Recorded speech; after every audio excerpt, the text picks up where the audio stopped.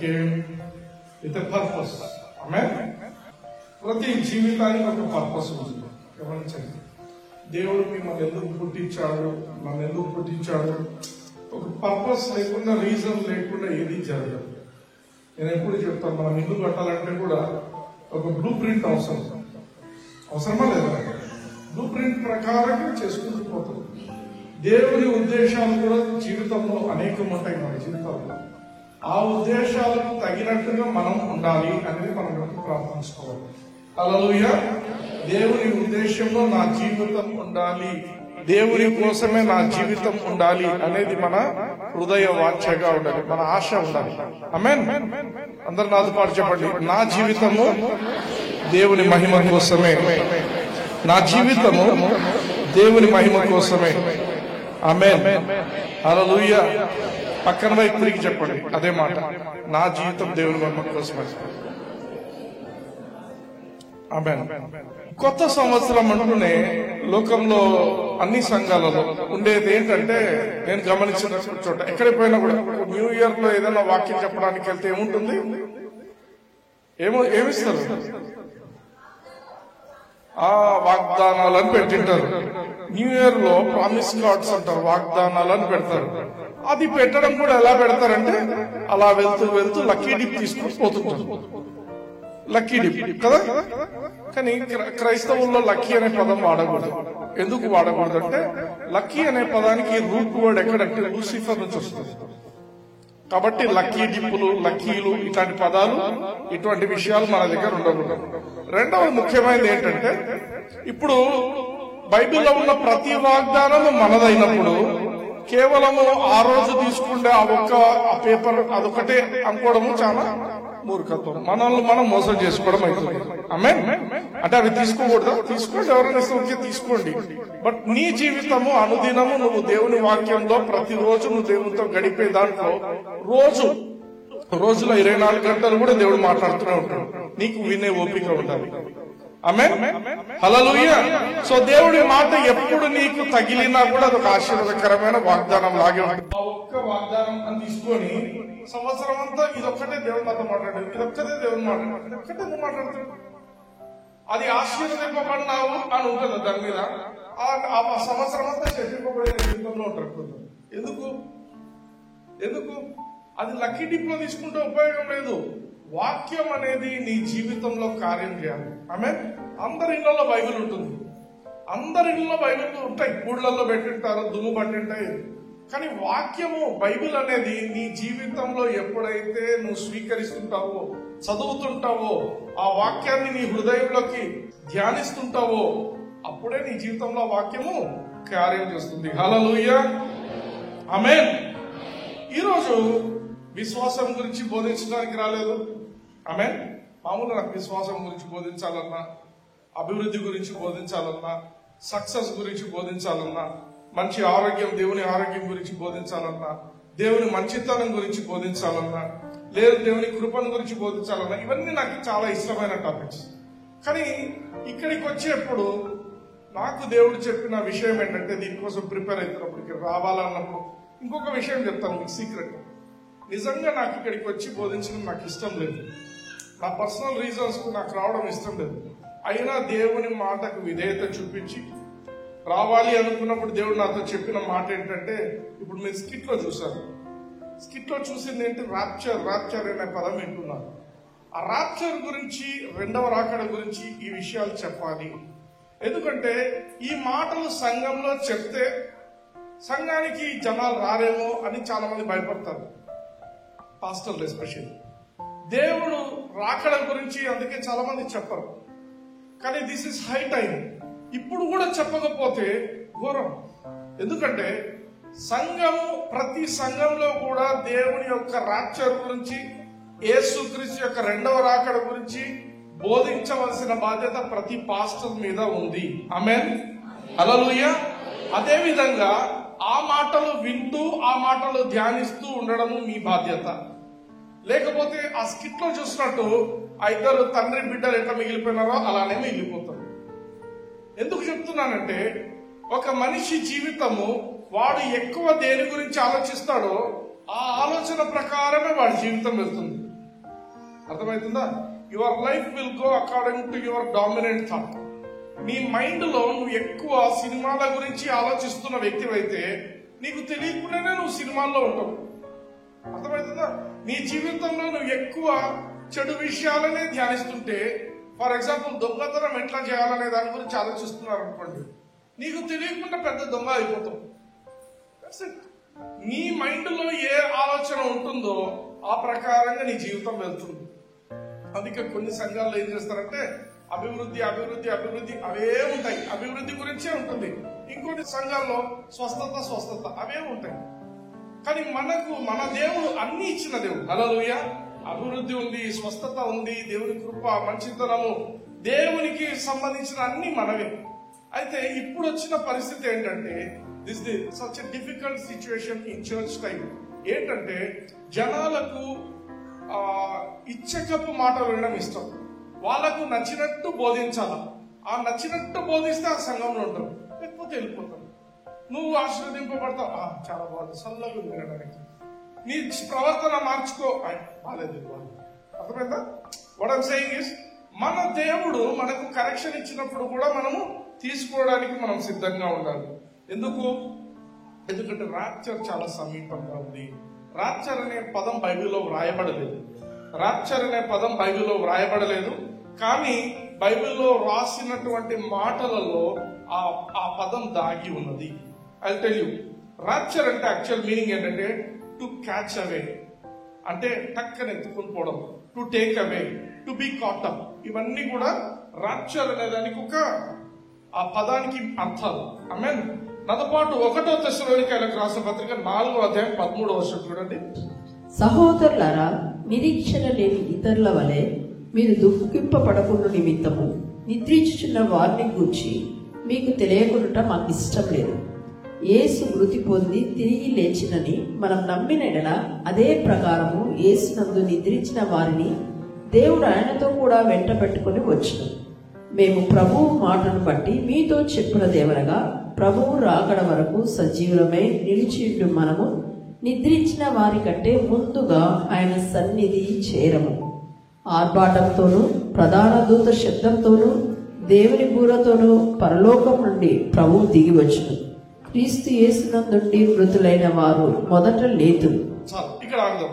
16వ వచనం దగ్గర ఆగుదాం. ఆర్భాటముతోనూ ప్రధాన దూత శబ్దముతోనూ దేవుని బూరతోనూ, ఈ 3 విషయాలు చెప్తున్నాడు యేసు ప్రభు. ఇది ఇక్కడ ఏ విషయం గురించి చెప్తున్నాడు అనేది మనం నెక్స్ట్ వచనంలో చూద్దాం.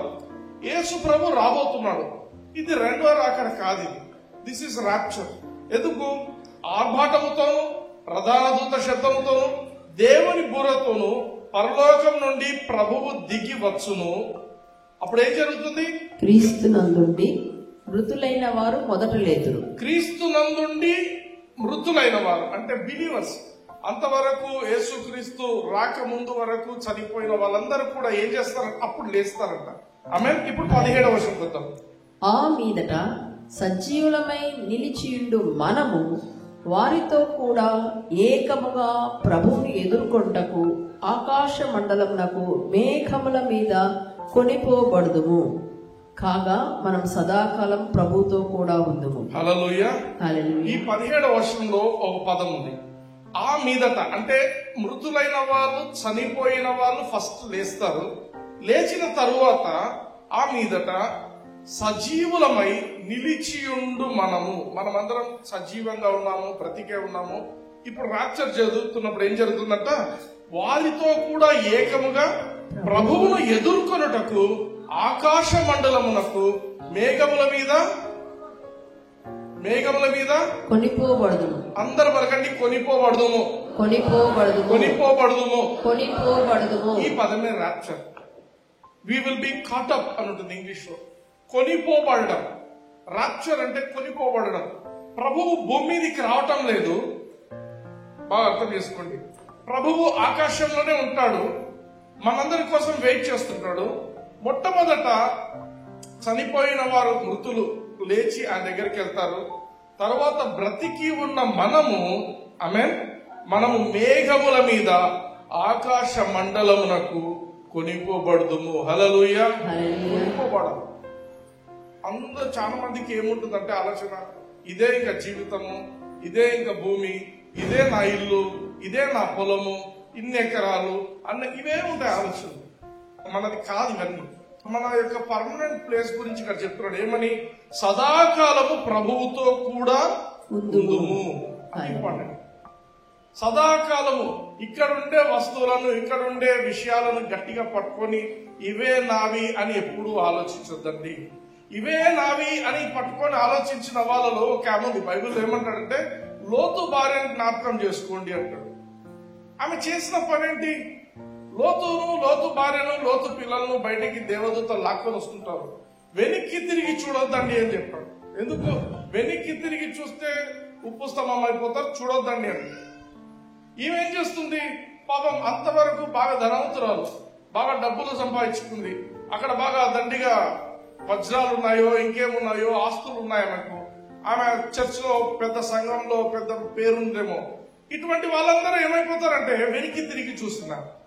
అరే నావేమైపోయినాయో, నా వస్తువులు ఏమైపోయినాయో, నా ఆస్తి ఏమైతుందో, అక్కడేమో అగ్గి పడుతుంది అంటున్నారు, ఇక్కడ చూస్తే ఏమైతుందో అని వెనక్కి తిరిగి చూడడం మొదలుపెట్టారు. హల్లెలూయా. మన మనస్సు ఈ లోక విషయాల మీద మనం ఎప్పుడైతే గట్టిగా పెట్టుకుంటామో అంతకంటే మూర్ఖత్వం ఇంకొకటి లేదు.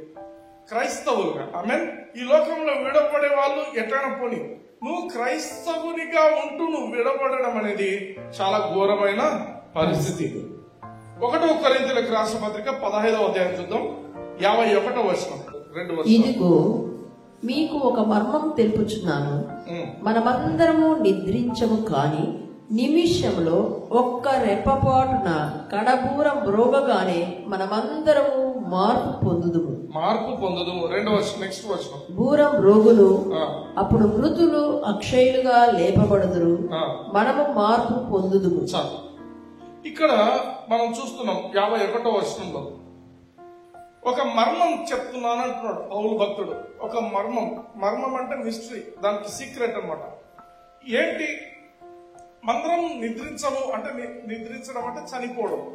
అందరము చనిపోము, కొందరు బ్రతికే ఉంటారు. ఆ బ్రతికినప్పుడు ఏం జరుగుతుందంట? ఒక రెప్పపాటున. రెప్పపాటు అంటే ఏంటి? ఒక సెకండ్, ఫ్రాక్షన్ ఆఫ్ సెకండ్.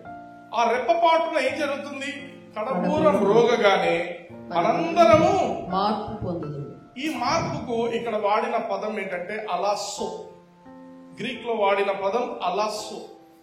మార్పు అంటే బైబిల్లో ఇంకొక పదం కూడా ఉంది. మీరు రూపాంతరం చెందండి అంటాడు రోమీలకు రాసిన పత్రిక 12లో.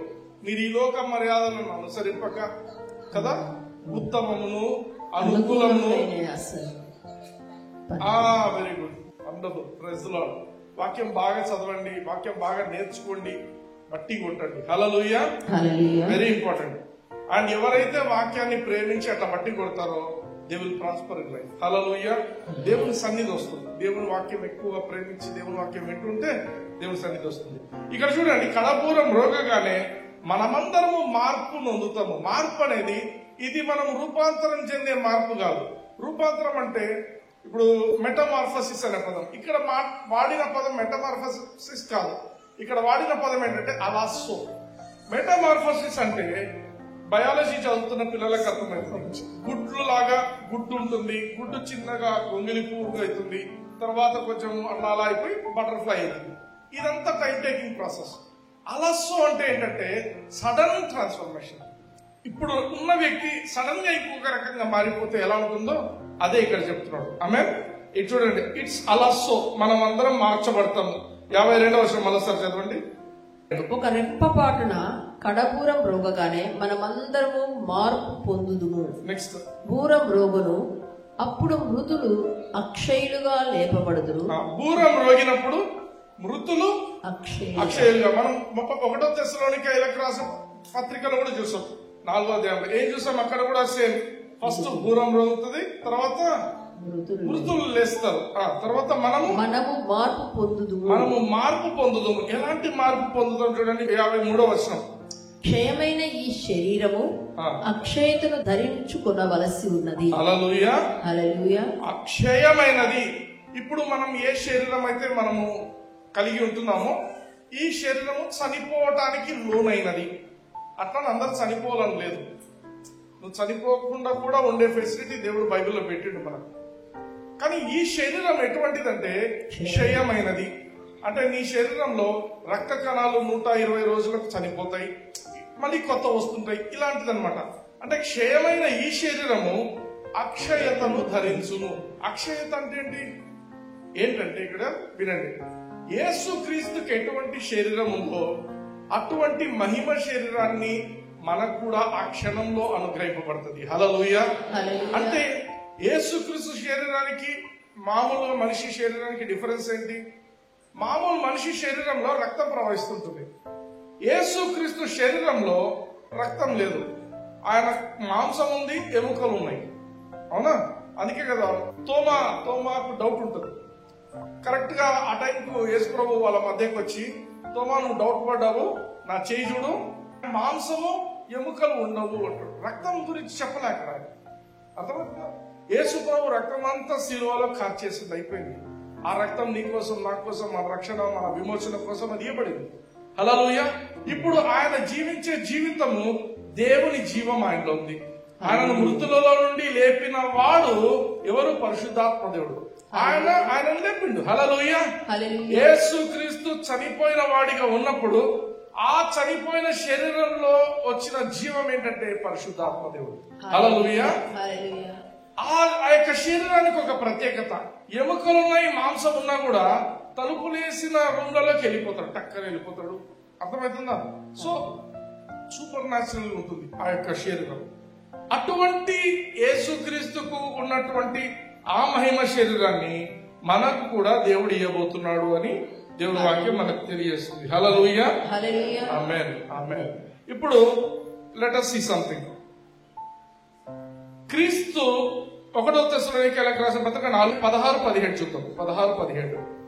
ఆర్భాటంతోను ప్రధాన దూత శబ్దంతోను దేవుని బూరతోను పరలోకం నుండి ప్రభువు దిగి వచ్చును. ఒకటి, ఈ శబ్దాలన్నీ అయిపోయాక దేవుడు పరలోకం నుండి ప్రభు దిగి వస్తాడు.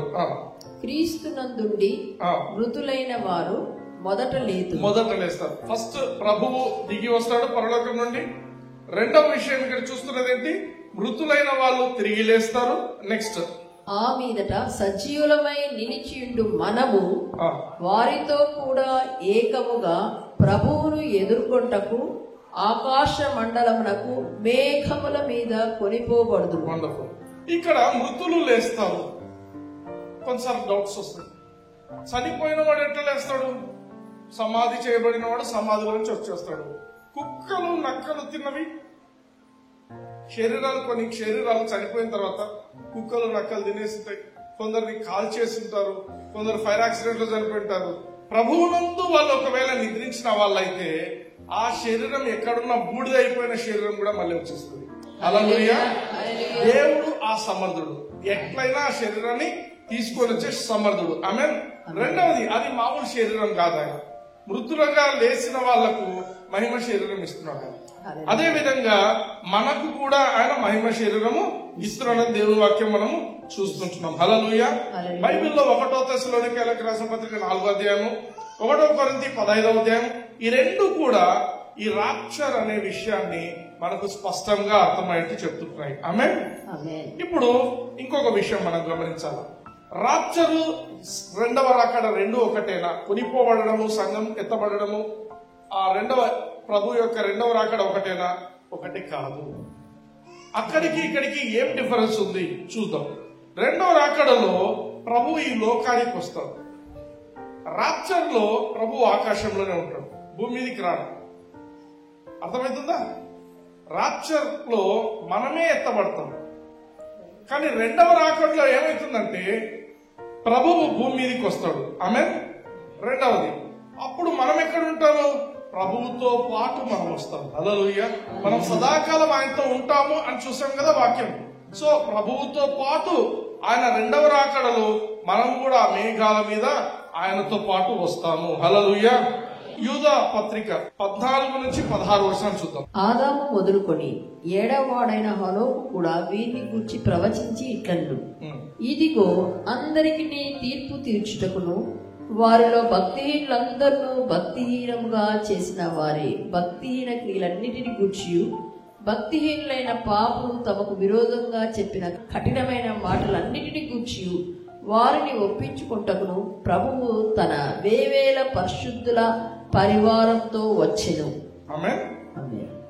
వారు తమ దురాశల చొప్పున నడుచుచు లాభము నిమిత్తం మనుషులను కొనియాడుచు సనుగువారును తమ గతిని కూర్చి నిందించిన వారునై ఉన్నారు. వారి నోరు డంబమైన మాటలు పలుకును. ఆమేన్. ఈ వాక్యాన్ని మనం గమనించాలి. ప్రభు రెండవ రాకడలో వస్తున్నప్పుడు వేవేల పరిశుద్ధులతో వస్తున్నారు. ఆమేన్.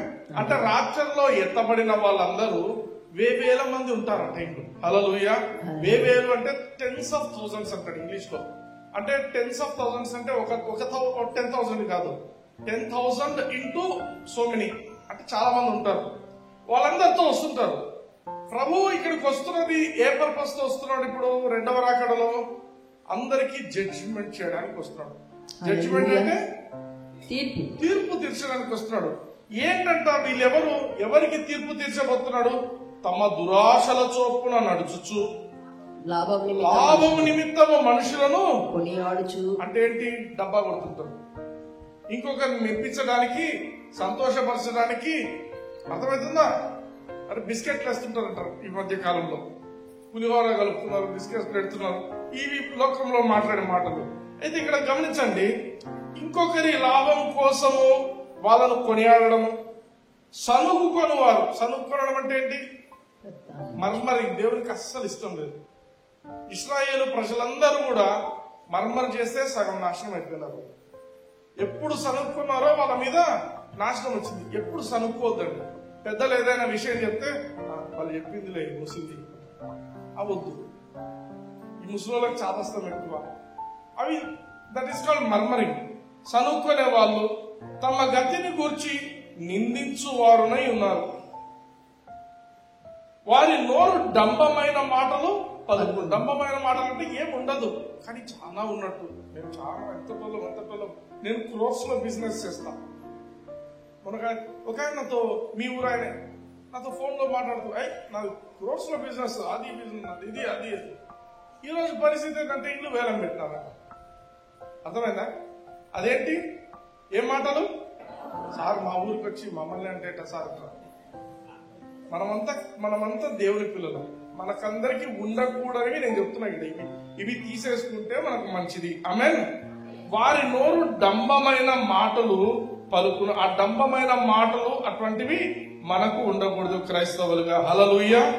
మరోసారి చెప్తున్నాను, యేసుక్రీస్తు రాకడ అంటే 2 రకాలుగా ఉంటుంది. ఒకటి వచ్చేసి రాప్చర్. ఆయన భూమి మీదకి రాడు, ఆకాశంలోనే ఉంటాడు. ఫస్ట్ మృతులు లేస్తారు, తర్వాత బ్రతికి ఉన్న మనము అలా మార్పు చెందబడి ఆకాశంలోకి వెళ్ళిపోతాం. రెండవది, మనమందరం కలిసి యేసు ప్రభుతో కూడా ఈ భూమి మీదకి వస్తాం. That is second coming. ఈ రాప్చర్ కు సెకండ్ కమింగ్ కు అదే డిఫరెన్స్. ఆమేన్. ఓకే, వీటి గురించి యేసు ప్రభు ఏం చెప్పిండో చూద్దాం ఒకసారి. మత్తయి సువార్త 24వ అధ్యాయం కొద్దాం, 3వ వచనం.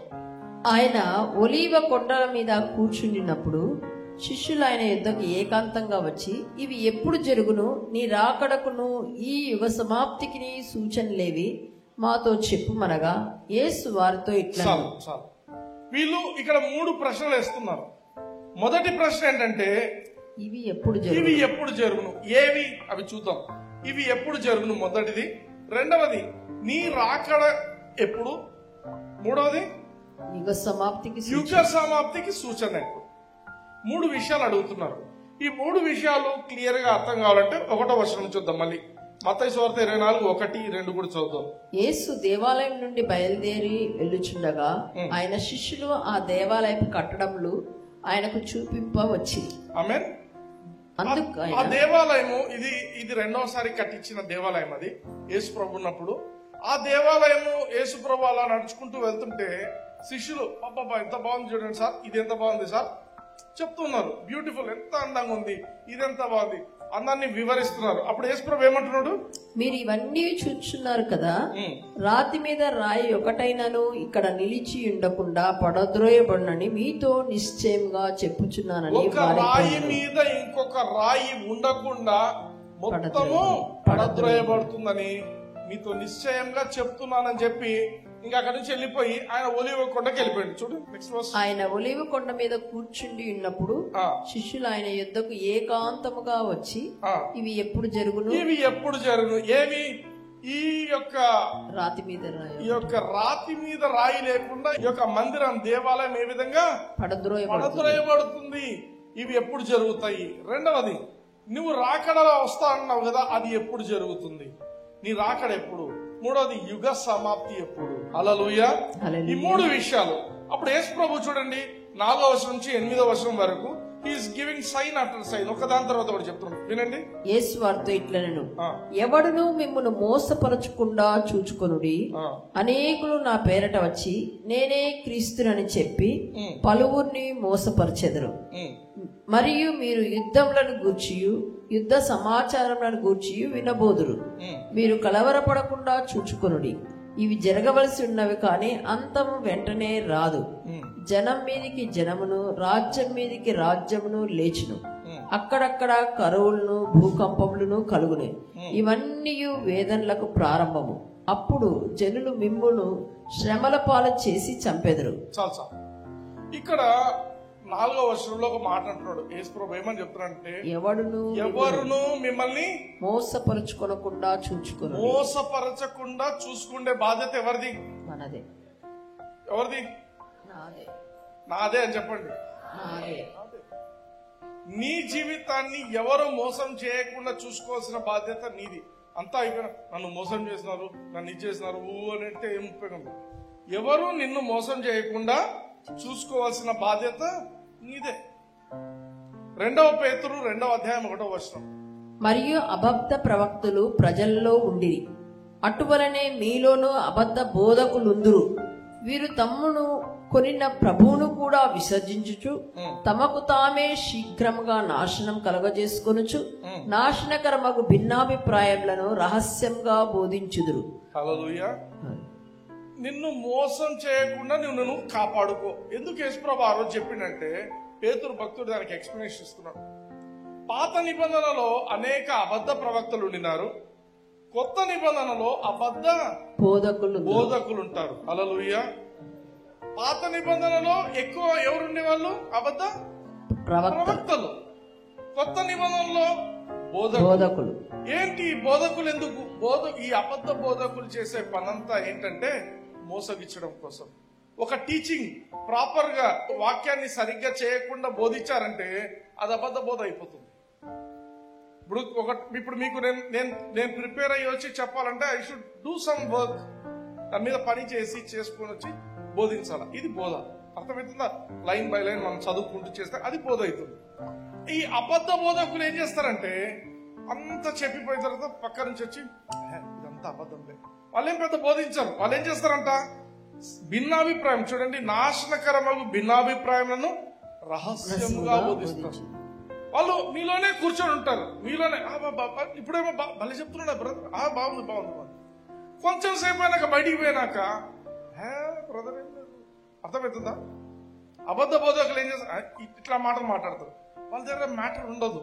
ఉండేదంతా ఏంటంటే సరైన బోధ చేస్తున్న వాళ్ళను తప్పు తప్పు తప్పు అని చెప్పేసి అది లోకంలో ప్రకటించేట్టు చేసేస్తారు. ఆమె అంటే ఏమైపోతుంది? వీళ్ళ వల్ల జనాలు మోసపోతారు. అందుకే మిమ్మల్ని ఎవ్వరు మోసగించకుండా చూసుకోవాల్సిన బాధ్యత మీదే. అబద్ధ బోధ వల్ల జరిగేది ఏంటంటే డిసెప్షన్, మోసం. నువ్వు అబద్ధ బోధ క్రింద ఉన్నావు అంటే సడన్ గా అదే టైంలో రాప్చర్ వచ్చినప్పుడు నువ్వు ఇక్కడ విడవబడతావు. బ్రదర్, నేను యేసుప్రభువుని అంగీకరించిన అన్ని అయినా కూడా నువ్వు మోసం మాటలలో నువ్వు ఉంటున్నావు అంటే అంతే. ఏ సంఘంలో నేను ఈ మాట మళ్ళీ చెప్తున్నా, ఇక్కడ వచ్చి చెప్తున్నా. ఎందుకు చెప్తున్నాను? ఇప్పుడే మా ఫెలోషిప్ లో చెప్పినా, ఇప్పుడు కూడా చెప్తున్నా. ఏ సంఘంలో అయితే రాప్చర్ అనే పదము దేవుని రాకడను గురించి చెప్పకుండా ఊరికే ఆ మాటలు ఈ మాటలు దేవుడు బాగా చూసుకుంటాడు అని చూసుకుంటాడు ఇవే చెప్తూ మనుషుల నుంచి దశం భాగాలు కానుకలు వసూలు చేసుకుంటూ బతుకుతున్నారంటే వాళ్ళు ఇక్కడే ఉండిపోతారు. ఆ మాటలు వినుకుంటూ బాగా సంతోషంగా ఉండేటోళ్ళు కూడా ఇక్కడే ఉండిపోతారు. అర్థమవుతుందా? అదే మోసపోవడం అంటే. మోసపోవద్దండి. దేవుడు చెప్తున్నాడు, యేసుప్రభు ఏమని చెప్తున్నాడు, మీ సమయం ఇప్పుడు ఎవ్వరు మిమ్మల్ని మోసం చేయకుండా చూసుకోండి. పేతురు భక్తుడు ఏమంటున్నాడు, అబద్ధ బోధకుల నుంచి మిమ్మల్ని మీరు కాపాడుకోండి. వాళ్ళు ఏం చేస్తారు, రహస్యంగా బోధిస్తారు, ఇట్లా ఓపెన్ గా బోధించరు. ఓపెన్ గా బోధించడానికి వాళ్ళకు ఉండదు. సరిగ్గా బోధించే వాళ్ళ గురించి వెనుకపోయి మాట్లాడుతుంటారు. ఆమేన్. అర్థమవుతుందా? బైబిల్ పట్టుకున్న ప్రతి ఒక్కరూ బోధకులు అని అనుకోవద్దండి. థియాలజీ చేస్తున్నారు కాదు, బైబిల్ పట్టుకున్నారు కాదు, అద్భుతాలు జరుగుతాయంట అది కాదు. సరైన వాక్యం ఉండాల. పౌలు కర్చీఫులు తగిలి కూడా బాగైన వాళ్ళు ఉన్నారు. కానీ బెరియా సంఘం వాళ్ళు ఏం చేస్తారంట, పౌలు శీలాలు బోధిస్తున్నది ఇది సరిగ్గా ఉందో లేదో మళ్ళీ పోయి చెక్ చేస్తారంట. హల్లెలూయా. లేఖనములకు సరిగ్గా వీళ్ళు మాట్లాడేది కొరిలేట్ అవుతుందా లేదా చూసారంట. ఆమేన్. అది be like people of Berea. అందుకే వాళ్ళని దేవర్ నోబుల్ అంటారు, వాళ్ళు ఘనులైన వారు అంటుంది బైబిల్లో. ఆమేన్. సో తప్పుడు బోధల నుంచి కాపాడుకోవాల్సిన బాధ్యత మీదే. 6వ వచనం కొద్దాం. మత్తయి సువార్త 24వ అధ్యాయం 6వ వచనం. మరియు మీరు యుద్ధములను గూర్చి యుద్ధ సమాచారములను గూర్చి వినబోదురు. మీరు కలవరపడకుండా చూచుకొనుడి. ఇవి జరగవలసి ఉన్నవి, కానీ అంతం వెంటనే రాదు. ఆమేన్. ఇశ్రాయేలు హమాస్ యుద్ధము, లేకపోతే ఇంకొక యుద్ధం, వరల్డ్ వార్ 1 అయినా వరల్డ్ వార్ 2 అయినా, ఈ యుద్ధాలన్నీ కూడా దేవునికి ముందే తెలుసు. బైబిల్ అంతా కూడా ఒక ప్రవచనం. ఈ బైబిల్లో ఏదైతే చెప్పబడిందో దానికి అనుగుణంగా నీ చుట్టూ జరుగుతున్న పరిస్థితులన్నీ దానికి అనుగుణంగానే ఉన్నాయి. అర్థమవుతుందా? అంటే నీకు ఒక పక్కన ఎక్కడైనా భూకంపం కలిగింది, ఆ దేవునికి తెలిసే జరుగుతున్నాయి. యుద్ధం జరుగుతుంది, దేవునికి తెలుసు. అర్థమవుతుందా? ప్రతి విషయానికి ఒక సిగ్నిఫికెన్స్ ఉంది ఈ లోకంలో. దేవునికి ఒక టైం లైన్ ఉంది. ఏ టైంలో నేను రావాలా అనేది ఆయనకు తెలుసు.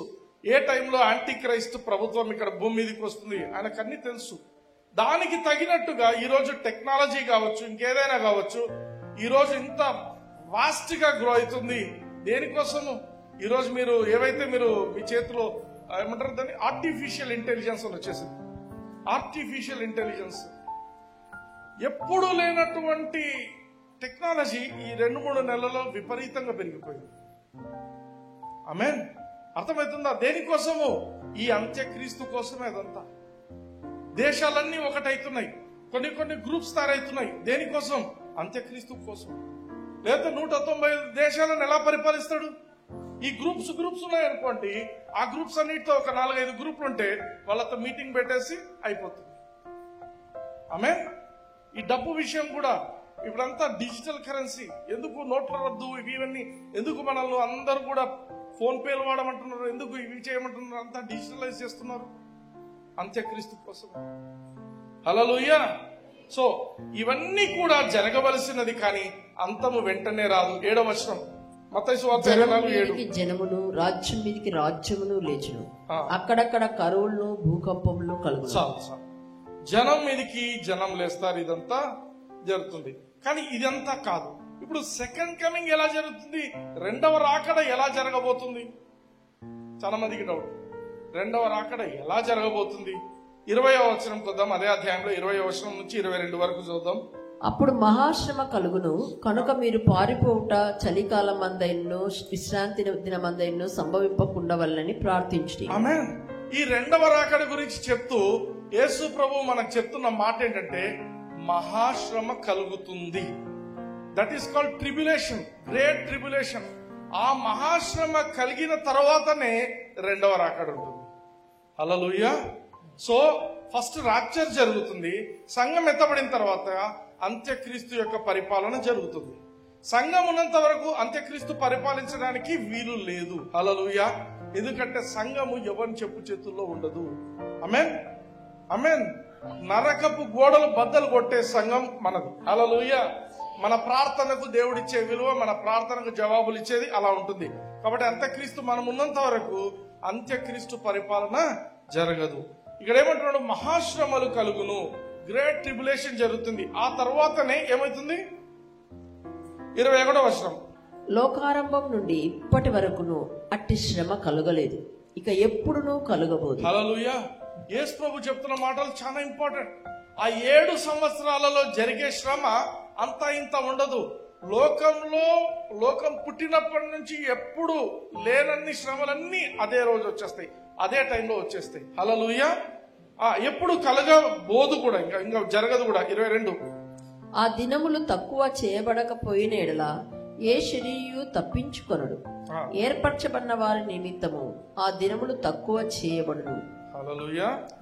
ఏర్పరచబడిన వారు ఎవరు? ఈ ఏర్పరచబడిన వారు ఎవరు? వీళ్ళు అంటే వీళ్ళంతా ఇది సెకండ్ కమింగ్ గురించి చెప్తున్నారు.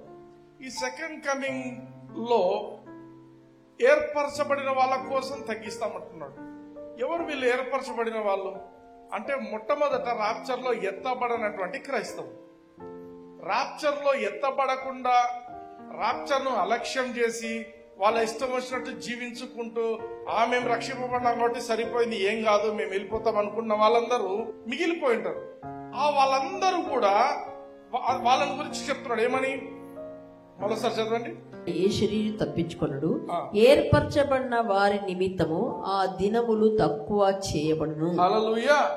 ఏర్పరచబడిన వాళ్ళ కోసం మాత్రమే అది అలా తక్కువ చేయబడి ఉంటుంది. హల్లెలూయా. ఓకే, యేసు ప్రభువును శిష్యులు అడిగిన క్వశ్చన్స్ లో మొట్టమొదటి క్వశ్చన్ ఏంటంటే ఇవి ఎప్పుడు జరుగును? ఇవి ఎప్పుడు జరుగును? ఈ యొక్క మందిరం ఎప్పుడు ఇలా నాశనం అయిపోతుంది?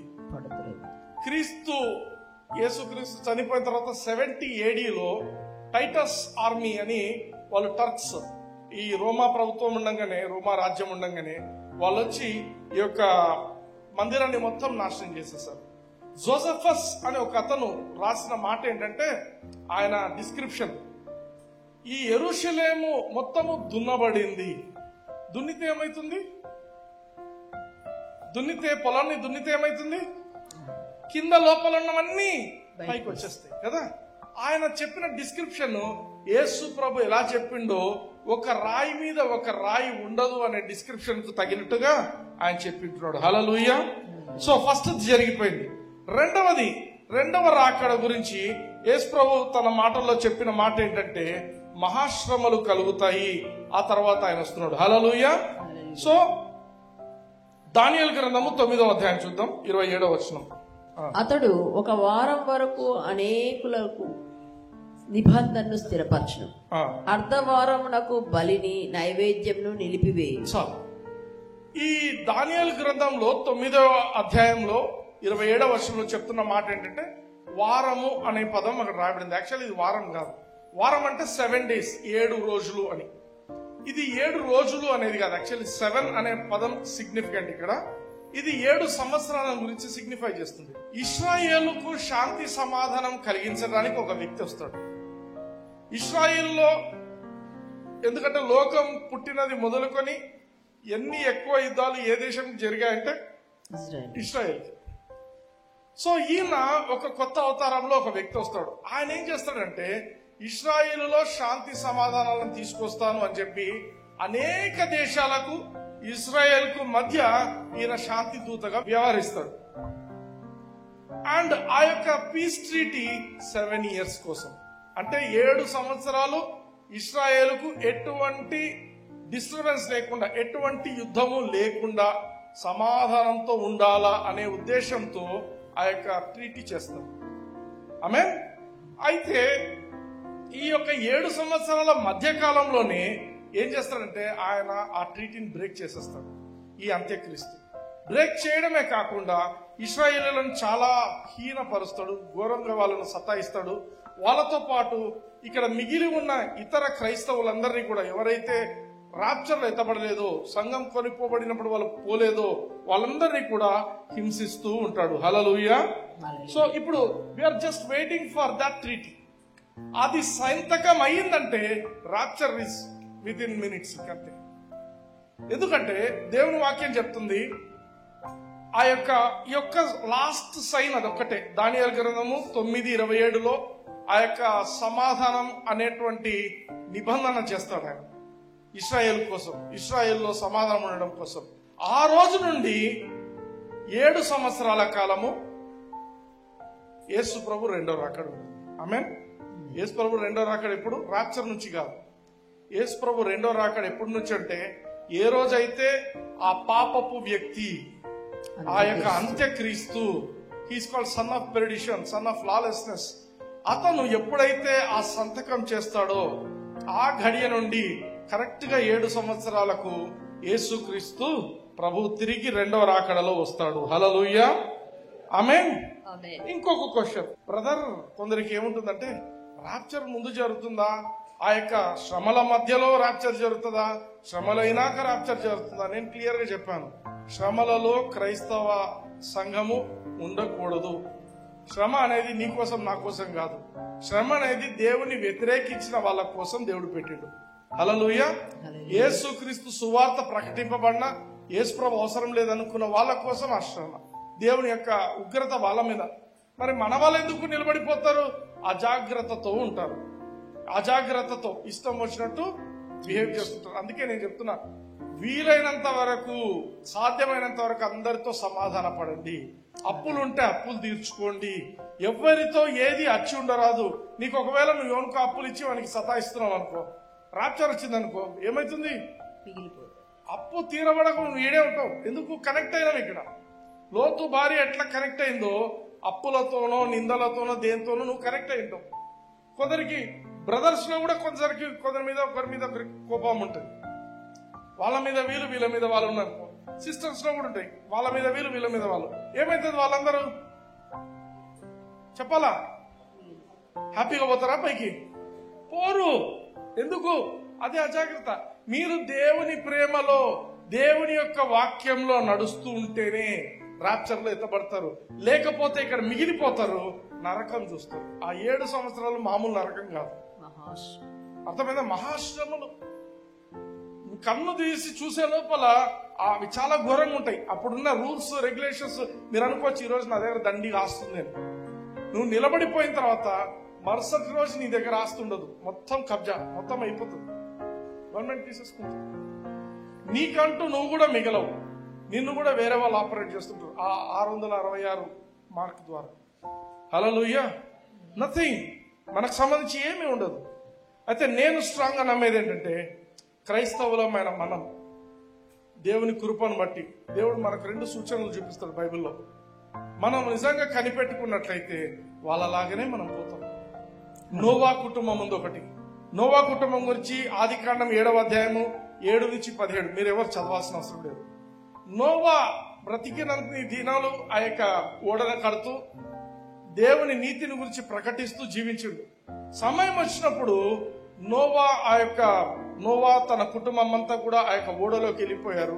వెళ్ళిపోయినాక దేవుడు ఆ యొక్క ద్వారాన్ని మూసేస్తాడు. హల్లెలూయా. జలప్రలయంలో ప్రపంచం అంతా నాశనం అయిపోతుంది. ఆమేన్. ఇంకొకటి ఏం చెప్తాడు? సొదొమ గొమొర్రా గురించి చెప్తాడు యేసు ప్రభు. ఆదికాండం 19వ అధ్యాయంలో 15వ వచనం నుంచి 25వ వచనం వరకు ఆ సొదొమ గొమొర్రా పట్టణాలలో ఆయన దేవుడు తన మహాకృపను బట్టి లోతు కుటుంబాన్ని బయటికి తీసుకొస్తాడు. హీ వెయిటెడ్, రా పోదాం అని లాక్కొని పోతారు. వాళ్ళు ఎప్పుడైతే బయటికి వస్తారో, వచ్చిన తర్వాతనే ఆ దేశము నాశనం అయిపోతుంది. హల్లెలూయా. ఇక్కడ రెండిట్లో ఏంటి గమనిస్తున్నాం మనం అంటే, నోవా దేవుని మీదనే కనిపెట్టుకొని ఉన్నాడు. లోతు ఎటువంటి వాడంటే బైబిల్ చెప్తుంది, లోతు నీతిమంతుడు. లోతు చుట్టూ చాలా చెడ్డ విషయాలు జరుగుతున్నాయి ఆ కాలంలో, అయినప్పటికీ ఆయన నీతిగా బ్రతికిండు. హల్లెలూయా. అందుకు దేవుడు అటువంటి వాళ్ళను నీతిగా బ్రతికిండు కాబట్టి ఆయన పోనీలేదు. ఆమేన్. అదే నువ్వు క్రైస్తవుని అని చెప్పుకొని ఇష్టం వచ్చినట్టు బతికితే బాగుంటుందా? ఓకే. మత్తయి సువార్త 24వ అధ్యాయంలో 27-28 వచనాలు చూద్దాం. ఈ సెకండ్ కమింగ్ గురించి ఇక్కడ రాయబడిన మాట. మత్తయి సువార్త 24వ అధ్యాయం 27-28 వచనాలు. మెరుపు తూర్పున పుట్టి పడమటి వరకు ఎలా కనబడినో అలాగే మనుష్య కుమారుని రాకడయు ఉండును. పీనుగా ఎక్కడ ఉన్నదో అక్కడ గద్దలు పోగవును. ఆ దినముల శ్రమ ముగిసిన వెంటనే చీకటి సూర్యుని కమ్మును, చంద్రుడు కాంతినియడు, ఆకాశం నుండి నక్షత్రములు రాళ్ళను, ఆకాశమందలి శక్తులు కదిలింపబడును. ఆకాశమందలి శక్తులు కదిలింపబడతాయి. అప్పుడు మనుష్య కుమారుని సూచన ఆకాశమందు కనబడును. అప్పుడు మనుష్య కుమారుడు ప్రభావముతోను మహామహిమతోను ఆకాశ మేఘారూఢుడై వచ్చుట చూచి భూమి మీద ఉన్న సకల గోత్రముల వారు రొమ్ము కొట్టుకొందురు. హల్లెలూయా. హల్లెలూయా. యేసుక్రీస్తు రెండవ రాకడ సీక్రెట్ గా జరగదు. యేసుక్రీస్తు రెండవ రాకడ ఎలా జరుగుతుందంట? ప్రపంచంలో ఉన్న ప్రతి ఒక్కడు నిద్రలేసి కూర్చొని చూడాల్సిందే. హల్లెలూయా. ఆయన ఆకాశంలో ఉంటాడు మేఘారుడిగా, మనమందరం కూడా ఆయన పక్కన ఉంటాం. హల్లెలూయా. హల్లెలూయా. మనము అంటే ఎవరైతే ఆయన కోసం కనిపెట్టుకుంటారో వాళ్ళు ఆయనతో పాటు వస్తారు. లేదు నా ఇష్టం వచ్చినట్టు నేను ఉంటాను అనుకునే వాళ్ళు ఉండిపోతారు. అర్థమైనా? సో మనుష్య కుమారుని సూచన. అప్పుడు మనుష్య కుమారుడు ప్రభావంతో మహామహిమతో ఆకాశం మేఘారుడే వచ్చుట చూచి భూమి మీద ఉన్న సకల గోత్రముల వారు రొమ్ము కొట్టుకుంటారు. 31వ వచనం. మరియు ఆయన గొప్ప బూరతో తన దూతలను పంపును. వారు ఆకాశం యొక్క ఈ చివరి నుండి ఆ చివరి వరకు నలుదిక్కుల నుండి ఆయన ఏర్పరచుకున్న వారిని పోగు చేతులు. హల్లెలూయా. హల్లెలూయా. ఆయన ఏర్పరచుకున్న వాళ్ళు ఎవరు? వాళ్ళు రక్షింపబడినారు, కానీ రాప్చర్ లో ఎత్తబడలేదు. రక్షింపబడ్డారు, కానీ ఈ మహాశ్రమల గుండా వాళ్ళు వెళ్లారు. ఆ యొక్క మృగపు సంఖ్యను వేయించుకోకుండా తమను తాము పవిత్రంగా బ్రతికినారు. ఆమేన్. అప్పుడు బ్రతికే పవిత్రత ఇప్పుడు బతికితే అయిపోతుంది కదా. హల్లెలూయా. అవునా కదా? Yes or no? హల్లెలూయా. అప్పుడు బ్రతకాల్సిన దానికంటే ఇప్పుడు బ్రతికితే అయిపోతుంది. ఆమేన్. సో ఎవరి ఎలెక్ట్ పీపుల్ అంటే యేసు ప్రభును అంగీకరించిన వాళ్ళే, కానీ అజాగ్రత్తతో లేకపోతే ఏమంటారు ఒకరి మీద. అందుకే మనము నిర్లక్ష్యంగా బతకూడదు. ఏం కాదులే, వాడిని తిట్టొచ్చినా ఏం కాదులే, తిట్టాల్సిందేలే వాడిని తిట్టొచ్చు. అవన్నీ మనం ఒకరిని తిట్టాల్సిన అవసరంలా, ఒకరిని కొట్టాల్సిన అవసరంలా, ఒకరికి కీడు చేయాలని ఆలోచన ఉండవలసిన అవసరం లేదు, ఒకరి గురించి చెడుగా మాట్లాడాల్సిన అవసరం లేదు, క్రిటిసైజ్ చేయాల్సిన అవసరం లేదు, ఏం లేదు. నీ ఆత్మను నువ్వు కాపాడుకో, అదే కావాల్సింది ఇక్కడ. హల్లెలూయా. యా చర్చ్ పోతున్నామా? నాది ఇంత పెద్ద చర్చ్, నేను అంత పెద్ద చర్చ్ ఉన్నా, నేను అంత, నీకు ఎంత డబ్బన్నా ఉండని, నువ్వు ఎంత చదువు చదివని, నువ్వు ఎంత పెద్ద ఉద్యోగం చేయని, నీకు లోకంలో ఉండే పొలిటీషియన్స్ అందరు తెలిసి ఉండని, నువ్వు సీఎంతో డైరెక్ట్ కాంటాక్ట్ ఉండని, కానీ అవన్నీ దేవుని దగ్గర లెక్క పనికిరాదు. దేవుని తూకం వేరే. హల్లెలూయా. నువ్వు ఎట్ట బతుకుతావో అదే ఆయన చూసేది. హల్లెలూయా. ఆమేన్. ప్రకటన గ్రంథం 7వ అధ్యాయము 9వ వచనం చూద్దాం. ఈ ఎలెక్ట్ పీపుల్ గురించి చూద్దాం. ఎవరైతే దేవుడు ఎన్నుకున్నాడో, రెండవ రాకడలో ఎవరైతే తీసుకుంటున్నాడో వాళ్ళ గురించి ఇక్కడ రాయబడింది. ప్రకటన గ్రంథం 7వ అధ్యాయం 9వ వచనం. అటు తరువాత నేను చూడగా, ఇదిగో ప్రతి జనములో నుండి, ప్రతి వంశంలో నుండి, ప్రజల్లో నుండి, ఆయా భాషలు మాట్లాడు వారిలో నుండి వచ్చి ఎవడను లెక్కింపజాలని ఒక గొప్ప సమూహం కనపడెను. వారు తెల్లని వస్త్రములు ధరించుకున్న వారే ఖర్జూరపు మట్టలు చేత పట్టుకొని సింహాసనం ఎదుటను గొర్రెపిల్ల ఎదుటను నిలవబడి సింహాసనాసీనుడై. ఇక్కడ రాయబడిన మాట ఏంటంటే, ప్రతి జనము నుండి, ప్రతి వంశము నుండి, ప్రజలలో నుండి, ఆయా భాషలు మాట్లాడు వారిలో నుండి వచ్చి ఎవడును లెక్కింపజాలని గొప్ప సమూహం. హల్లెలూయా. ఇంగ్లీష్ లో మాట్లాడే మాట, చెప్పబడే మాట మల్టిట్యూడ్ అంటాడు. లెక్క వేయలేనంత మంది దేవుని నమ్ముకొని ఆమేన్ ఆ యొక్క శ్రమ గుండా పోయి దేవుని యొక్క సింహాసనం దగ్గర ఉన్నారు. హల్లెలూయా. వీళ్ళు ఎవరు అని అడిగితే ఈ 13వ వచనం నుంచి చూడండి. అదే అధ్యాయం. పెద్దలలో ఒకడు తెల్లని వస్త్రం ధరించుకొని ఉన్న వీరెవరు, ఎక్కడి నుండి వచ్చినని నన్ను అడిగాను. అందుకు నేను, అయ్యా నీకే తెలియనగా అతడు ఈలాగు నాతో చెప్పెను, వీరు మహాశ్రమల నుండి వచ్చిన వారు, గొర్రెపిల్ల రక్తములో తమ వస్త్రములను ఉదుక్కొని వాటిని తెలుపు చేసుకొనిరి. అందువలన వారు దేవుని సింహాసనం ఎదుట ఉండి రాత్రి పగళ్ళు ఆయన ఆలయంలో ఆయన సేవించుచున్నారు. సింహాసనాసీనుడైన వాడు తానే తన గుడారము వారి మీద కప్పును. ఎవరి గురించి చెప్తున్నాడు ఈ మాటలు? ఎవరు వీళ్ళంతా? మహాశ్రమను అనుభవించి వచ్చిన వాళ్ళు. హల్లెలూయా. రాప్చర్లో వెళ్ళిపోయిన వాళ్ళు మహిమ శరీరంతో ఉంటారు. వీళ్ళకు కూడా మహిమ శరీరం ఉంది, కానీ వీళ్ళేంటి? వీళ్ళు వాళ్ళ యొక్క ఆ గొర్రెపిల్ల యొక్క రక్తంలో తమను తాము ఉతుక్కొని ఆమేన్ వాళ్ళు తెల్లగా. ఎందుకు? ఆ రాప్చర్ టైంలో వాళ్ళు లోకంలో కలంకంతో జీవించిన, లోకంలో కలంకం. ఇప్పుడు యేసుప్రభుని అంగీకరించడం ఒక ఎత్తు. యేసుప్రభుని అంగీకరించిన తర్వాత నువ్వు నీతిమంతునిగా చేయబడ్డావు. నువ్వు నీతిమంతునిగా బ్రతకాల. నీతిమంతునిగా చేయబడ్డం వేరు, తర్వాత నీతిమంతునిగా జీవించడం వేరు. ఆమేన్. ఒకవేళ నువ్వు అక్కడ నీతిమంతునిగా జీవించలేకపోతే రాప్చర్ వచ్చిన టైంలో నువ్వు విడవబడిపోతావు. విడవబడిన వాళ్ళలో ఎవరైతే ఆ యొక్క మహాశ్రమను అనుభవించి ఆ శ్రమలో కూడా వాళ్ళు దేవునికి నమ్మకంగా ఉంటారో వాళ్ళు మాత్రమే ఎత్తబడతారు. కానీ ఆ శ్రమలు ఎట్లాంటివంటే, ఎట్లాంటోడైనా కూడా నాకు ముద్ర ఎరనైనా నేను తట్టుకోలేకున్నాను, ఆకలి అవుతుందో, దప్పిక అవుతుందో, ఇంక ఏది జరగటం లేదంటే ఏం చేస్తారు? ఏది తిండి లేదు, ఏం లేదంటే ఏం చేస్తారు? లాస్ట్కు వేయించుకుంటారు. ఒకసారి వేయించుకున్నారంటే అయిపోయింది, నరకానికి పోవాల్సిందే వాళ్ళ జీవితం. హల్లెలూయా. సో ఈ రాప్చర్ వచ్చేసి నేను చెప్పిన ప్రకారము ఎప్పుడైతే ఆ సైన్ జరుగుతుందో, ఆ యొక్క అంత్యక్రీస్తు సంతకం చేస్తాడో ఇశ్రాయేలు యొక్క పీస్ ట్రీటీ 7 years, అప్పటి నుండి ఈ రెండవ రాకడ ఆ శ్రమలంతా అయిపోయినప్పటికీ ఒక 7 years పీరియడ్ జరుగుతుంది. అప్పుడు యేసు ప్రభు ఎలా వస్తాడు చూడండి. ఆ యొక్క 1000 ఏళ్ల పరిపాలన అనేది యేసు ప్రభు ఎలా చేస్తాడు చూడండి. ప్రకటన గ్రంథం 20వ అధ్యాయము 2-3 వచనాలు. ఆది సర్పమును అనగా అపవాదియు సాతాను అను ఆ ఘట సర్పమును పట్టుకొని 1000 సంవత్సరములు వానిని బంధించి అగాధంలో పడవేసి. ఎవరతను? అతను పట్టుకొని బంధిస్తాడనుకోండి. ఎవరతను? 1వ వచనం చదవండి. మరియు పెద్ద సంఖ్యలను చేత పట్టుకొని అగాధం యొక్క తారపు చెవి గల ఒక దేవదూత పరలోకం నుండి దిగివచ్చుట చుచ్చింది. చాలు. మీరు అర్థం చేసుకోవాల్సినది ఏంటంటే ఇదే. ఒక దేవదూత సైతానును పట్టి సంఖ్యలతో బంధించి లోపలేసేసింది. హల్లెలూయా. ఎవరు? ఒక దేవదూత. ఎంతమంది? ఒక్కరే. హల్లెలూయా. దేవదూతల శక్తి ఏంటంటే, వాళ్లకు దేవదూతలకు సైతాన్ పెద్ద లెక్క కాదు. అన్ని దేవదూతలు వచ్చి పోరాడాల సైతాన్తో అవసరం లేదు. ఒక్క దేవదూత చాలు అని ఫినిష్ చేయడానికి. కానీ ఇంకొక విషయం ఏంటంటే, నీకు నాకు దేవదూతలను సేవకులుగా పెట్టండి దేవుడు. ఆమేన్. నీకు నాకు దేవుడు సేవకులుగా పెట్టండు. ఎంతమంది ఉంటారు బ్రదర్? నువ్వు ఎంత వాడుకుంటే అంత. నువ్వు వాడుకోలేదనుకో వాళ్ళు ఊకే కూర్చొని ఉంటారు. చిన్న పిల్లలు పుట్టినప్పటి నుంచి, మనిషి భూమి మీద పుట్టినప్పటి నుంచి వాళ్ళకు దేవదూతలను ఇచ్చి ఉంటారు. యేసు ప్రభు అందుకే ఏమంటాడు? వీరి దూతలు నా తండ్రి సముఖమున ఉందా పదము. దేవుని దగ్గర వాళ్ళు మొరపెట్టుకుంటుంటారంట. చిన్నపిల్లలను ఆటంకపరచొద్దండి.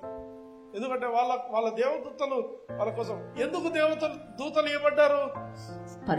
పిల్లలు చిన్నప్పటి నుండి వాళ్ళు ఎక్కడ తప్పిపోకుండా దేవుని మార్గంలో ఉండడం కోసం. అందుకే తల్లిదండ్రులు ఏం చేయాలంటే, ఆ పిల్లలకి ఇవ్వబడిన దేవదూతలకు మీరు కమాండ్స్ ఇస్తున్నారు, ఆజ్ఞాపిస్తున్నారు. నా బిడ్డ తప్పు చేయకుండా మీరు చూసుకోండి, నా బిడ్డ చుట్టూ అప్పకన ఇప్పకన పోతుండండి, ఏం కాకుండా చూసుకోండి. అర్థమవుతుందా? పిల్లలను దేవుని యొక్క క్రమంలో నడిపించడానికి, దేవుని వాక్యం వైపు తీసుకుపోవడానికి దేవదూతలు చాలా ఇన్ఫ్లుయెన్స్ చేస్తారు. ఎట్లయితే సైతాను చెడు విషయాలు చేయి అని ఎలా చేస్తుందో, దేవదూతలు కూడా మంచి విషయాల కోసం ప్రోత్సహిస్తారు. ఆమేన్. సో ఒక్క దేవదూత సాతాను ఏం చేస్తున్నాడంట? ఆ ఘట సర్పమును పట్టుకొని 1000 సంవత్సరములు వాడిని బంధించి అగాధంలో పడవేసి. చాలు. Next verse. ఆ 1000 సంవత్సరములు గడుచు వరకు ఇక జనములను మోసపరచకుండానట్లు అగాధమును మూసి దానికి ముద్ర వేసెను. అటు పిమ్మట వాడు కొంచెం కాలము విడిచిపెట్టబడవెను. ఇక్కడ మనం గమనించాల్సింది ఏంటంటే, 1000 సంవత్సరములు యేసు ప్రభు ఈ భూమి మీద వస్తాడు. మనమందరం కూడా ఉంటాము. అర్థమవుతుందా? ఆయనతో పాటు ఉంటాము. ఆయన దగ్గరికి ఎత్తబడతాము. రాప్చర్లో తిరిగి వస్తాము. రెండవ రాకడలో మిగతా మనుషుల మీద ఆ యొక్క తీర్పు తీరుస్తారు. అన్ని జరిగిపోయిన తర్వాత 1000 ఏళ్ళు మంచి పరిపాలన జరుగుతుంది దేవుని. హల్లెలూయా. 1000 ఏళ్ళు నువ్వు సదాకాలం దేవునితో ఉంటావు. ఇదే భూమి చాలా బ్యూటిఫుల్ గా దేవుడు తయారు చేస్తాడు. హల్లెలూయా. అర్థమవుతుందా? ఈ రోజు నాడు నేడు కార్యక్రమంలో అప్పుడు ఇట్లుండే, ఇప్పుడు ఇట్లుండే. ఇప్పుడు నాడు నేడు కాదు, నేడు ఇంకా రాబో కాలం అది పెట్టుకోండి. 1000 సంవత్సరాల్లో ఇంకా బ్యూటిఫుల్ చేస్తాడు దేవుడు. హల్లెలూయా. ఆమేన్. సో ఈ యొక్క సాతాను యొక్క పరిస్థితి ఏంటి? మనము ఇదే రెవల్యూషన్ లో 20వ అధ్యాయము 10వ వచనం కొద్దాం. వారిని మోసపరిచిన అపవాది అగ్ని గంధకములు గల గుండములో పడవేయబడెను. అచ్చట ఆ క్రూర మృగమును అబద్ధ ప్రవక్తలను ఉన్నారు. వారు యుగ యుగములు రాత్రింబగళ్ళు బాధింపబడుదురు. హల్లెలూయా. సైతాన్ యొక్క అంతం ఎక్కడుందంటే ఇక్కడే ఉంది. సైతాన్ లాస్ట్కి ఏమైపోతాడు? సైతాను యొక్క అగ్ని గంధకములలో పడవేయబడి ఇంకా రాత్రింబగళ్ళు వాడు బాధింపబడమే వాని యొక్క లాస్ట్, వానికి ఉన్న గతి అదే. హల్లెలూయా. సో వాని చేత మనం ఇన్ఫ్లుయెన్స్ చేయబడి మంచి దేవుని మనము దూరం చేసుకోకూడదు. హల్లెలూయా. చాలా మంది లోకంలో ఉండే వాళ్ళు మాట్లాడే మాట ఏంటంటే మత్తయి సువార్త 24వ అధ్యాయం 36వ వచనం తీసుకొని చెప్తుంటారు. చదవండి. అయితే ఆ దినమును గూర్చియు ఆ గడియ గూర్చియు తండ్రి మాత్రమే ఎరుగురు గాని ఏ మనుష్యుడైనను పరలోకమందలి దూతలైనను కుమారుడైనను ఎరుగరు. యేసుప్రభు ఎప్పుడు వస్తాడు ఎవరికి తెలుసు? ఎవరికి తెలీదు. అర్థమైందా? చాలా మంది వాదిస్తుంటున్నారు. ఆ దినము తెలీదు, ఆ గడియ తెలీదు. దినము గడియ తెలీదు, వారం తెలుస్తుంది, సంవత్సరం తెలుస్తుంది, నెల తెలుస్తుంది, అన్ని తెలుస్తాయి. హల్లెలూయా. ఇప్పుడే కర్నూలులో వాక్యం బోధించి వస్తున్నా. What is going to happen in 2024 అని. తర్వాత యూట్యూబ్ లో అప్లోడ్ అయితే వినండి. తర్వాత ఎందుకు చెప్తున్నాను? తెలుస్తుంది. నువ్వు దేవునితో ఉంటే అన్ని విషయాలు తెలుస్తాయి. సొదొమ గొమొర్రాను నాశనం చేసేప్పుడు దేవుడు ఏమంటాడు? ఈ విషయాన్ని నేను అబ్రహాంకి ఎట్లా దాచిపెడతా? అబ్రహాం చెప్పాల్సిందే విషయం. హల్లెలూయా. నీకు దేవునితో సన్నిహిత్యం ఉంటే దేవుడు నీకు అన్ని విషయాలు బయలుపరుస్తాడు. హల్లెలూయా. అది ఈ యొక్క 36వ వచనం పట్టుకొని జనాలు ఎవరికి తెలియదు, ఎప్పుడు వస్తాడో ఏమో, మన ఇష్టం వచ్చినట్టు బతుకుదాం. నీ ఇష్టం వచ్చినట్టు బతకడానికి కోసం కాదు. ఆమేన్. దేవుని ఇష్ట ప్రకారంగా మనం జీవించాలి. అందుకే 37వ వచనం చూడండి. 36వ వచనంలో యేసు ప్రభు చెప్తున్న మాట ఎవరికి తెలియదు అంటాడు. 37వ వచనం ఏమంటున్నాడు? నోవహు దినములు ఎలాగుండును మనుష్య కుమారుడు రాకడయు అలాగే ఉండును. జల ప్రళయమునకు ముందటి దినములలో నోవహు ఓడలోనికి వెళ్ళిన దినం వరకు వారు తినుచు త్రాగుచు పెళ్లి చేసుకొనుచు పెళ్లికిచ్చుచు నుండి జల ప్రళయం వచ్చి అందరినీ కొట్టుకొని పోవు వరకు ఎరుగకపోయిరి. అలాగునే మనుష్య కుమారుని రాకడ ఉండును. ఆ కాలమున ఇద్దరు పొలంలో ఉందరు. ఇక్కడ rapture is a sign for second coming. యేసు ప్రభు రెండవ రాకడకు సూచన ఈ యొక్క రాప్చర్, సంఘం ఎత్తబడడం. యేసు ప్రభు ఏమన్నాడు? రెండవ రాకడ ఎప్పుడు వస్తుందో తెలియదు, ఎప్పుడు వస్తుందో ఎవరికి తెలియదు. కానీ ఇక్కడ ఏమని చెప్తున్నాడు? రాప్చర్ గురించి చెప్తున్నాడు యేసు ప్రభు. గమనించండి. యేసు ప్రభు ఏమంటున్నాడు? నోవా కాలం ఎలా ఉండిందో అలా ఉంటుంది. మరి నోవాకు తెలిసిందా తెలియలేదా? తెలిసింది. దేవుడు చెప్పిండు జలప్రలయం తీసుకుని రాబోతున్నాను. నోవా ఓపికగా వెయిట్ చేసిండు, లోపలికి వెళ్ళిపోయిండు, ఆయన తప్పింపబడ్డాడు. మిగతా అందరూ నాశనం అయిపోయారు. హల్లెలూయా. ఇక్కడ చూడండి 40వ వచనం చూడండి, చదవండి. ఆ కాలంలో ఇద్దరు పొలంలో ఉందరు, ఒకడు తీసుకొని పోబడును, ఒకడు విడిచిపెట్టబడును. నెక్స్ట్ ఇద్దరు స్త్రీలు తిరగలి విసురుచుందురు, ఒకటి తీసుకొని పోబడును, ఒకతే విడిచిపెట్టబడును. నెక్స్ట్ కావున ఏ దినమున మీ ప్రభు వచ్చునో మీకు తెలియదు కనుక మెలకువగా ఉండుడి. హల్లెలూయా. హల్లెలూయా. మెలకువగా ఉండాలా. ఆమేన్. ఏ జామున దొంగ వచ్చునో ఇంటి యజమానునికి తెలిసి ఉండినట్లా అతడు మెలకువగా ఉండి తన ఇంటికి కన్నం వేయనీయడని మీరెరుగుదురు. మీరనుకొనని గడియలో మనుష్య కుమారుడు వచ్చును కనుక మీరును సిద్ధముగా ఉండుడి. హల్లెలూయా. హల్లెలూయా. మీరు సిద్ధంగా ఉండండి. మనుష్య కుమారుడు వచ్చే గడియ తెలియదు కాబట్టి మీరు సిద్ధంగా ఉండండి. సడన్ గా ఆయన వచ్చినప్పుడు ఏం జరుగుతుంది? ఇద్దరుంటే ఒకరు ఎత్తబడుతుంటారు. ఇద్దరు క్రైస్తవులు ఉంటే ఒక క్రైస్తవుడు ఎత్తబడతాడు, ఇంకొకటి ఇక్కడ ఉండిపోతాడు. ఏం బ్రదర్ అంత పర్ఫెక్ట్ చెప్తున్నారు? యేసుప్రభు ఇచ్చిండు ఎగ్జాంపుల్. 50% క్రిస్టియన్స్ ఈడే ఉండిపోతారు. మేము యేసుప్రభుని అంగీకరించినాం, మేము రక్షింపబడ్డామని చెప్పుకునే వాళ్ళు 50% విల్ బి హియర్. మిగతా వాళ్ళు మాత్రమే ఎత్తబడతారు. అదేం న్యాయం బ్రదర్? అదే న్యాయం. ఎందుకంటే అక్కడ చెప్పబడిన మాట ఏంటంటే be ye also ready. English అంటాడు మీరు సిద్ధముగా ఉండండి. రాప్చర్, సంఘము కొనిపోబడడం అనేది సిద్ధపడిన వారి కోసం మాత్రమే. హల్లెలూయా. లేదు సిద్ధం లేదు ఏం లేదు అనుకుంటే ఇక్కడే ఉండిపోతాం. సిద్ధపడిన వాళ్ళ కోసం మాత్రమే. ఆమేన్. అట్లా మత్తయి సువార్తలో ఇంకొక చోట 25వ అధ్యాయంలో 1 నుండి 13 వచనాల్లో ఒక మాట ఉంటుంది. బుద్ధి కలిగిన కన్యకలు చదవాల్సిన అవసరం లేదు. బుద్ధి కలిగిన కన్యకలు, బుద్ధి లేని కన్యకలు. ఏంటి బుద్ధి కలిగినకు బుద్ధి లేని కన్యకలు అంటే అంత పవిత్రంగా బ్రతికిన వాళ్ళని కన్యకలు అంటారు. ఆమె అంటే ఒక పురుషుడు ముట్టకుండా పవిత్రంగా జీవించిన వాళ్ళు కన్యకలు. వాళ్ళందరూ రక్షింపబడినారు, వాళ్ళంతా క్లీన్ ఉన్న వాళ్ళే. కానీ 5 మంది ఎత్తబడ్డారంట, 5 మంది ఎత్తబడలేదంట. ఎత్తబడకుండా ఉన్న వాళ్ళను ఏమన్నాడు? బుద్ధి లేని కన్యకలు అన్నాడు. ఎందుకు? బుద్ధి లేని వాళ్ళు అజాగ్రత్తతో ఉంటారు. బుద్ధి లేని వాళ్ళు ఏం కాదులే, ఆ లైట్లే అనుకుంటారు, దెబ్బతింటారు. హల్లెలూయా. దేవుడు నా హృదయంలో ఈ మాటలు మీకు చెప్పాలని దేవుడు పెట్టింటున్నాడు. హల్లెలూయా. ఇది ఎవరినో కించపరచడం కోసం ఇది కాదు, మీకు సత్యం తెలియాలి. ఎవరుంటారో ఎవరు పోతారో మనకు సంబంధం లేదు. నీవు నేను పోవాలా అని అలా ఆలోచించుకున్నాం. నేను పోతూ ఒక 10 మంది నాతో పాటు తీసుకుపోవాలి. నేను సంఘంలో ఎత్తబడుతూ నాతో పాటు ఒక 10 మందికి రక్షణ గురించి తెలియజేసి వాళ్ళ నాతో పాటు తీసుకుపోవాలనే ఆశ నువ్వు కలిగి జీవించాలి. Hallelujah. Praise the lord. Praise the lord. Are you blessed? yes amen. Thank you. Praise the lord.